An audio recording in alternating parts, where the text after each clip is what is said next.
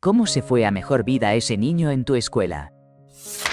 Nunca llegó a la secundaria. Todo ocurrió en quinto de primaria. Su papá, que era policía, le quitó la vida inesperadamente con su arma. Ese día, salieron a cazar después de que mamá se marchara por la mañana. Ella les había advertido que no, porque el chico aún no había hecho su tarea. Pero cuando los patos aparecieron, él no pudo contener su emoción y saltó para señalarles a su papá dónde estaban. Justo en ese momento, su padre enfocó el cañón, y así terminó una familia.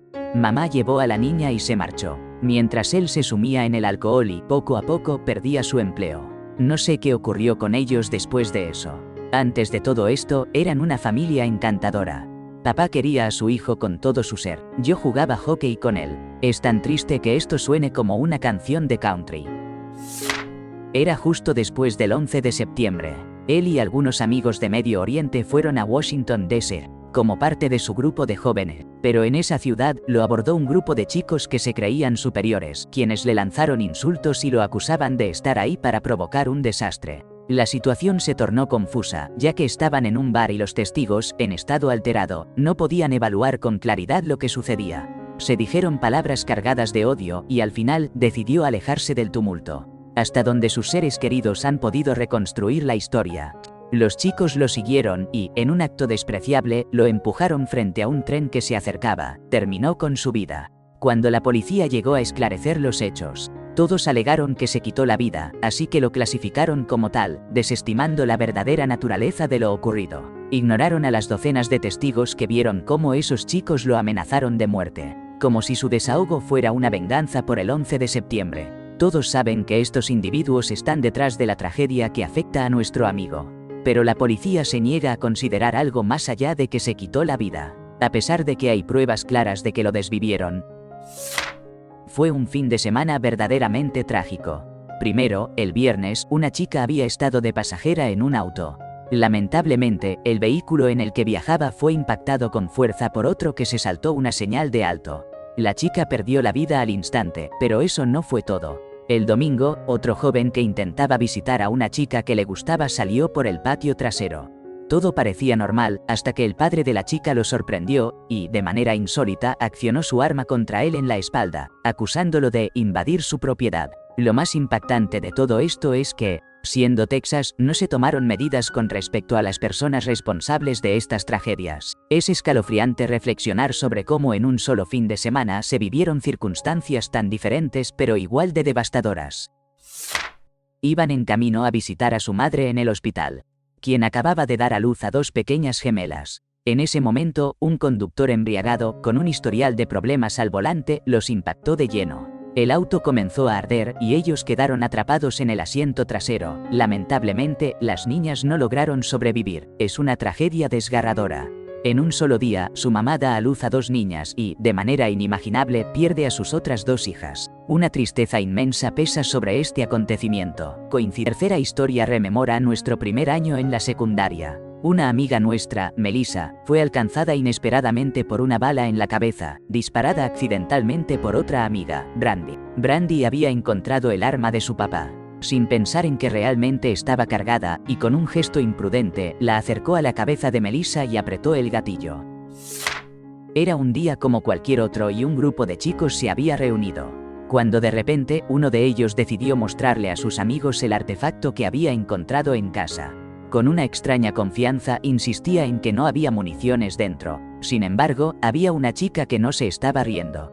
Repetía una y otra vez que no era gracioso y que jugar con cualquier objeto que pudiera causar daño era extremadamente peligroso. Desafortunadamente, para demostrar que efectivamente el arma estaba inofensiva, el chico apuntó hacia la chica y apretó el mecanismo. La verdad es que no conocía a la chica personalmente, pero estaba en mi clase de coro y siempre fue muy amable con todos. Por otro lado, el chico iba a una escuela cercana, así que tampoco sabía mucho de él. Al final, escuché que él y su familia terminaron mudándose a otra ciudad. Realmente fue algo terrible en todos los sentidos. Durante mi primer año en un internado compartía un litera con un compañero. Yo dormía en la parte de arriba mientras que él ocupaba la de abajo. Cada noche oía sus llantos, pero no sabía por qué. Éramos unos niños y no entendía bien lo que pasaba.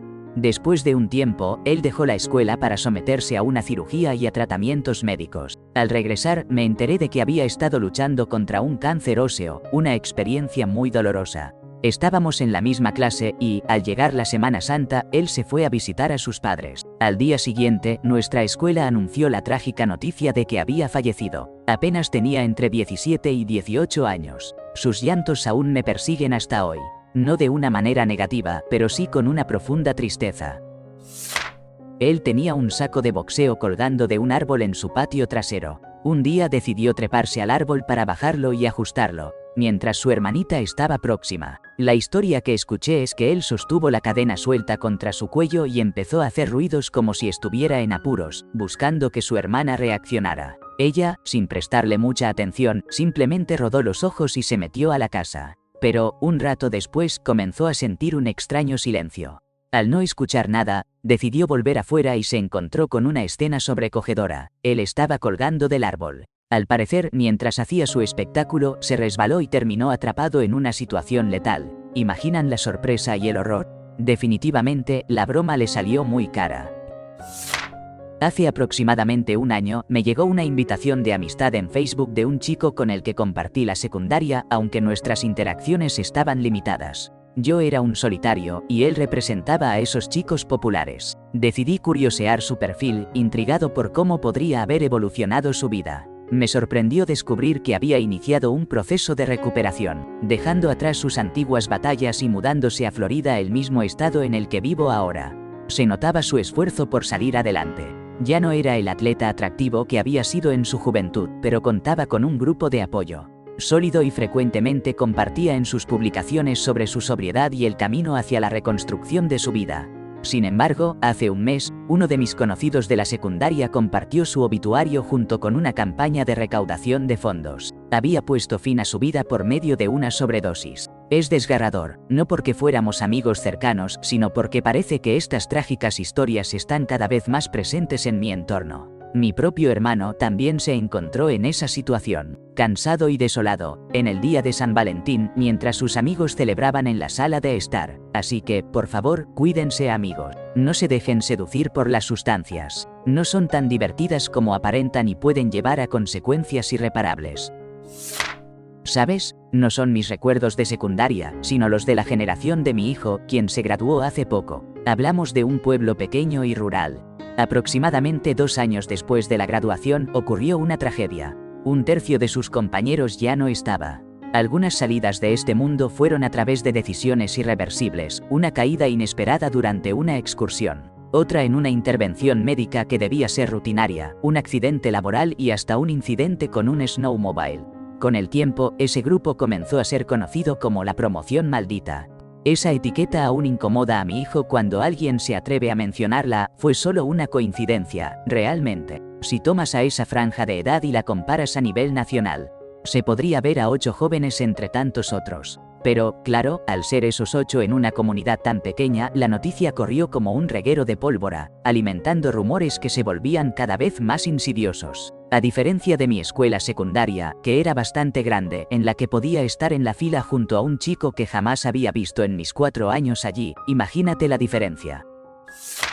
Wesley Seeley, un ser humano excepcional. No éramos los mejores amigos, pero era de esos chicos con los que todos en la secundaria se sentían afortunados de socializar. Si te veías solo durante el almuerzo, él aparecía para asegurarse de que estuvieras bien. Una vez, me vio regresar a casa solo y decidió caminar conmigo porque vivía cerca y sabía que el vecindario no era el más seguro. Siempre organizaba las mejores fiestas a las que todos asistían solo por ser él. Wes Seeley dejó este mundo siendo fiel a sí mismo. Estaba en el centro, disfrutando del momento con su novia, a quien adoraba. Se recargaba en uno de los postes de luz junto al canal en Bricktown, en Oklahoma City. El poste cedió y colapsó, llevándolo consigo al agua.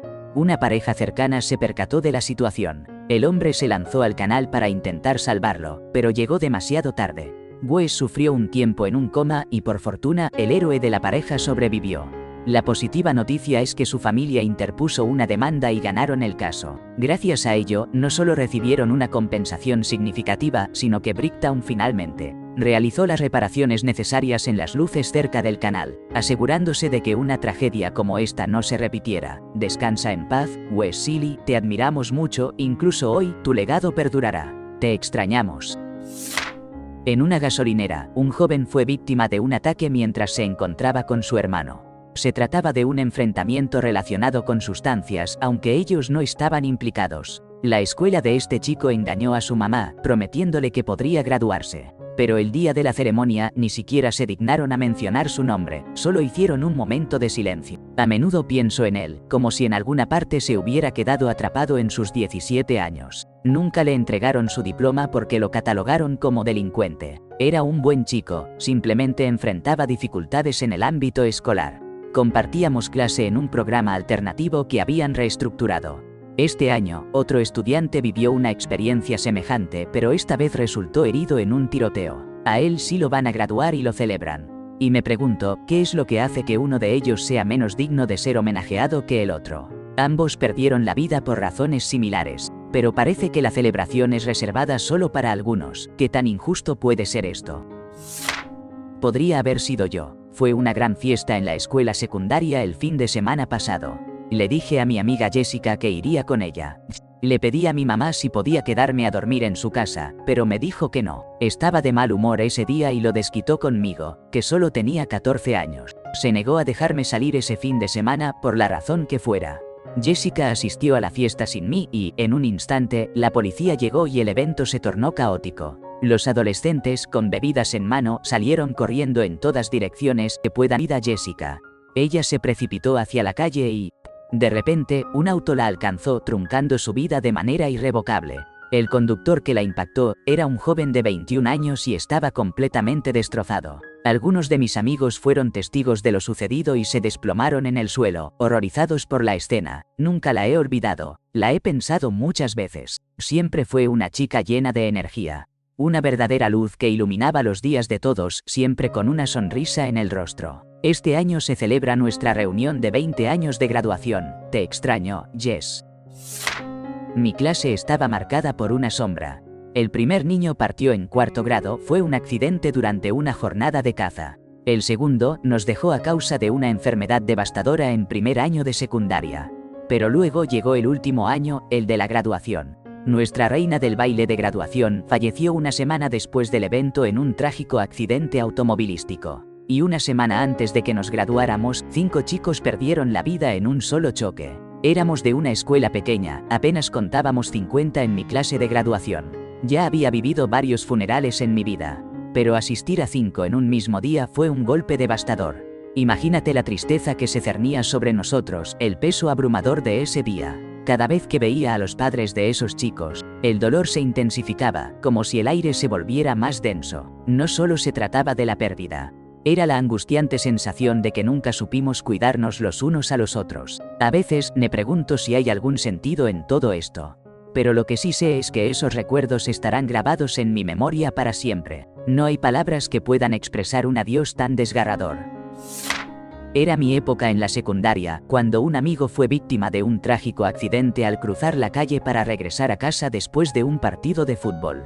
Él era un chico genial, no el más popular, pero todos lo conocían y su bondad lo hacía destacar. No podíamos creer lo que había sucedido. Al dejar los campos aquella tarde y llegar a la escuela al día siguiente, la noticia nos sacudió en lo más profundo. La escuela ofreció un espacio en la biblioteca para aquellos que quisieran despedirse, y fue casi todo el grupo que lo vio jugar el día que ocurrió. Solíamos organizar partidos enormes con alrededor de 50 chicos jugando a la vez. Decidimos que esa semana, en su cumpleaños que se acercaba, jugaríamos en su honor. No sé cómo, pero su familia se enteró y llegaron hasta nosotros trayendo un mensaje de ánimo. También se unieron algunos maestros y personal del colegio que normalmente no asistían a esos eventos. Los campos de juego estaban en el centro recreativo al otro lado de una pequeña carretera, no la misma donde ocurrió el accidente.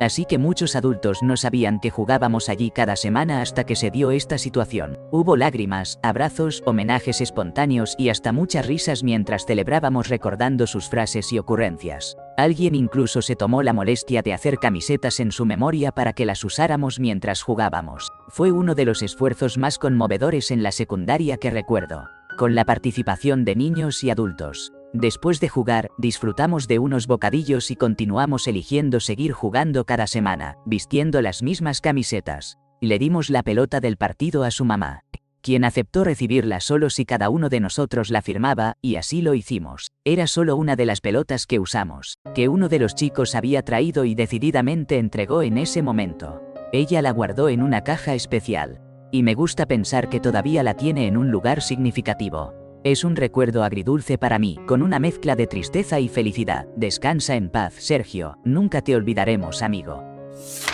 Él y su hermano disfrutaban de una tarde de aventuras sobre motos de agua.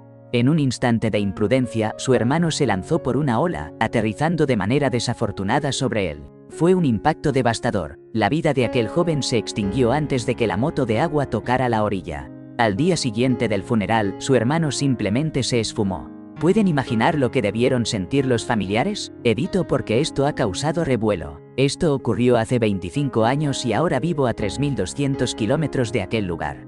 Cuando digo que el hermano mayor desapareció, me refiero a que no estuvo en casa la mañana siguiente. Ignoro cuál fue su destino o qué sucedió realmente. La última vez que supe de él, se le consideraba persona desaparecida. A pesar de mis intentos en Google y Facebook, no he logrado encontrar rastro alguno, así que asumo que sigue siendo un misterio. Sin querer compartir demasiados detalles personales, debo mencionar que esto sucedió en uno de los estados del sur, a orillas de un lago. Me enteré de la desaparición del hermano gracias a la buena conexión que mis padres tenían con la policía local, lo que les permitía estar al tanto de los rumores del lugar. La hija del subdirector, que estaba en mi clase de graduación, partió de este mundo a los 30 años mientras se dirigía a su trabajo a las 6 de la mañana, y todo por culpa de la nieve. Un conductor embriagado, al volante de una enorme camioneta, cruzó el carril central de una autopista de 4 vías donde la nevada aún era un obstáculo traicionero. Al tocar la nieve, perdió el control de las ruedas izquierdas, y su vehículo comenzó a derrapar hacia el tráfico que venía en sentido contrario. La escena fue desgarradora. Impactó su sedán de frente a gran velocidad, apagando su luz de manera instantánea. No éramos amigas, pero a menudo pienso en ello.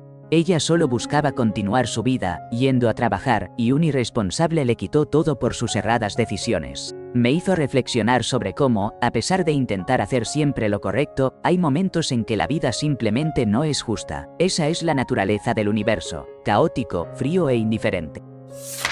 No era mi escuela, sino la de mi hermana. Había una joven allí que parecía tener el mundo en sus manos. Las mejores universidades se la disputaban, sus calificaciones eran sobresalientes, brillaba en las evaluaciones estatales. Provenía de una familia adinerada, habitaba una hermosa casa en un vecindario costero y, para colmo, tenía una belleza cautivadora. Sus padres se encontraban fuera, ayudando a unos abuelos a mudarse a un hogar de asistencia, y cuando regresaron, hallaron la puerta principal abierta. La inquietud se apoderó de ellos al pensar en ella y en sus 3 gatos. Entraron y la descubrieron en su habitación. Su vida había sido truncada de manera violenta. No tenía enemigos, no cargaba deudas, no existía razón alguna para que alguien quisiera causarle daño. Una cámara de un vecino captó al responsable, pero el individuo estaba completamente cubierto.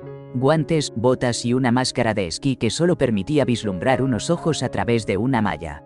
La única pista que encontraron era que el arma utilizada era un Desert Eagle. Las balas correspondían al calibre 50 AE. Avancemos un par de años, en medio de investigaciones criminales dispersas, y sorpresa, se identificó al culpable. Resulta que había sido parte de una cruel iniciación de pandilla.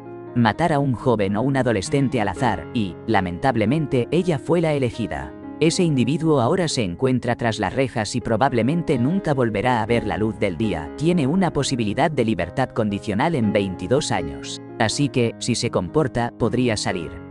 Y es importante mencionar que los gatos nunca fueron encontrados tampoco. Mi amiga y un grupo de amigos decidieron ir a la playa durante las vacaciones de primavera de nuestro último año en la secundaria. Pero, en cuestión de 30 minutos, ella y un amigo fueron arrastrados mar adentro por una corriente de resaca. Él estuvo perdido en el mar desde el viernes hasta muy temprano en la mañana del lunes. Desafortunadamente, ella fue arrastrada hacia las olas después de unos 14 minutos y falleció 8 días después, tras ser declarada con muerte cerebral. Si alguna vez te encuentras atrapado en una corriente de resaca, recuerda, no luches y no nades, simplemente flota. Esta es la historia de una tragedia desgarradora que afectó a una familia entera y conmocionó a toda una comunidad. Todo comenzó un día cualquiera cuando un hermano y una hermana, junto con el novio de la hermana, sufrieron un terrible accidente automovilístico. El novio salió con algunas heridas menores, pero la chica, a quien todos amaban, quedó en coma durante meses. Su hermano no tuvo la misma suerte y su existencia se apagó al instante, un dolor inimaginable para cualquiera, ¿verdad? Con el tiempo, la chica despertó, no obstante, la realidad era dura. Había sufrido una lesión cerebral traumática y las consecuencias del coma la dejaron con severas discapacidades. Sin embargo, su espíritu nunca perdió su luz. A pesar de las dificultades, ella continuó adelante, rodeada del amor y el apoyo de amigos cercanos que se convirtieron en su red de cuidado y ánimo. Parecía que, a pesar de lo que había pasado, estaba construyendo una nueva vida llena de momentos felices, aunque nunca podría ser la misma. Pasaron los años y podrías pensar que la vida se estabilizaría, pero eso no fue lo que ocurrió. Un día, de la nada, el padre de estos jóvenes, un predicador local, tomó una decisión inesperada y profundamente desgarradora. Sin que nadie lo sospechara, condujo a la chica a su auto, estacionado en el garaje, y cometió un acto irreversible al poner fin a sus días y los de ella mediante intoxicación por monóxido de carbono. La noticia dejó a la comunidad en un estado de shock colectivo. Nadie pudo entender cómo un acto tan desesperado y trágico pudo surgir de una persona que se suponía debía cuidar de sus hijos. La familia, devastada por el dolor de la pérdida y el sufrimiento, se convirtió en un recordatorio de que a veces la vida puede ser cruel y que las sombras pueden acechar incluso en los lugares más inesperados. Mi mejor amiga, Kira, perdió la vida por el uso excesivo de sustancias. Su mamá había caído en la trampa de la adicción y, sinceramente, Kira lo detestaba. Siempre hablaba de su deseo de dejar todo eso atrás y de construir un futuro mejor, pero el fentanilo hizo que esa esperanza se desvaneciera. Nunca sabré si fue un acto deliberado o un desliz trágico. Por otro lado, mi amigo Jay falleció en el atentado del aeropuerto en Kabul mientras yo estaba concluyendo mis estudios ese mismo año. El próximo semestre, me graduaré de la universidad. Sus fotos adornarán mi birrete, para que puedan acompañarme en ese momento tan significativo. No fue en mi escuela, sino en la otra escuela de nuestro pueblo. Un chico de 15 años había sido objeto de un acoso implacable, descrito como ser atormentado durante 2 días seguidos, y el tormento continuó a pesar de las súplicas para que se detuviera. El acosador, otro estudiante de la misma edad, presumiblemente lo agredió en la zona íntima y le lanzó diferentes objetos como borradores y bolitas de papel. Este chico, desgastado por la situación, le pidió que parase, pero el agresor persistió en su conducta. Así que un día, al fin, algo se rompió en él. Esperó afuera de una clase que acababa de terminar y, en un impulso de desesperación, le propinó 2 puñetazos al acosador en la cabeza. Al parecer, el agresor no lo vio venir. Cayó hacia atrás, golpeando su cabeza contra la pared, y al día siguiente, su vida se apagó. La policía realmente se resistió a acusarlo de algo más que agresión simple, un delito menor, y dijeron que si se deseaba presentar otros cargos, tenían que provenir del fiscal del distrito. Al final, fue declarado culpable de agresión agravada, también un delito menor, y recuperó su libertad tras cumplir su condena. Además, su carga por el delito mayor fue borrada. Ya sea que creas que actuó de manera justificada o no, esa es otra historia. La muerte se convirtió en una sombra al acecho para mi clase, la del 2000. Recuerdo a un compañero que, en un momento de desesperación, robó un auto y, en un intento por eludir la justicia, se estrelló de frente contra otro vehículo. En ese instante, no solo él perdió la vida, sino también las almas inocentes que viajaban en el auto contrario. Una chica entrañable, conocida por su amabilidad y dulzura, tomó la decisión de poner fin a su existencia con un disparo en su segundo año. No dejó notas, no había indicios de acoso, y su partida quedó envuelta en una inexplicable oscuridad. Simplemente un día optó por marcharse. Recuerdo también a un amigo que, en una fiesta durante su 3er año, se perdió en la combinación letal de alcohol y pastillas, resultando en una sobredosis que extinguió su luz. Un compañero del equipo, junto a su padre, había construido un ultraliviano, un sueño compartido que se desvaneció en un accidente aéreo durante el vuelo de prueba, justo entre el último año de secundaria y el inicio de la universidad. Y luego estaba el caso del chico que, mientras se dirigía a su primera clase del día, se quedó dormido al volante y chocó contra una imponente camioneta. Las velocidades alcanzaron los 100 km por hora. Yo estaba justo detrás de él, fui el segundo en llegar a su auto, y el único que se quedó a su lado mientras su vida se desvanecía ante mis ojos. Para concluir este oscuro ciclo, una joven desapareció en su último año. A mi conocimiento, nunca la encontraron y ya han pasado 25 años. La incertidumbre persiste. ¿La secuestraron, se escapó o hubo algo más siniestro en juego? La verdad es que su familia ya enfrentaba muchas penurias. Es un desafío entender cómo tanta tragedia puede marcar a una sola generación.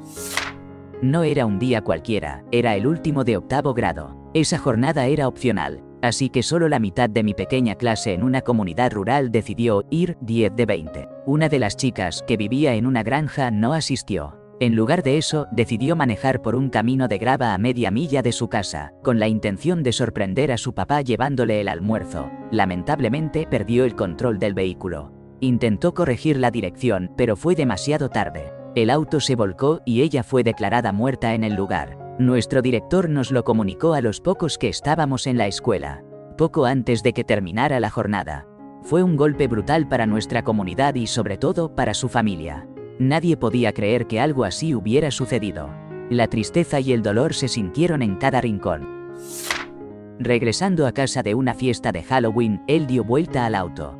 Nadie había estado bebiendo, pero no llevaba puesto el cinturón de seguridad y salió volando del vehículo.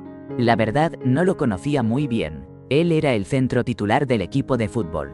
Así que decidieron homenajearlo formando una línea alrededor del balón en la primera jugada, con su ausencia ocupando el lugar central. Aceptaron una penalización por retraso de juego en la primera oportunidad, y el equipo contrario decidió rechazar la falta. Fue un gesto muy tierno, en ese extraño estilo de pueblo del sur donde el fútbol es más que un juego.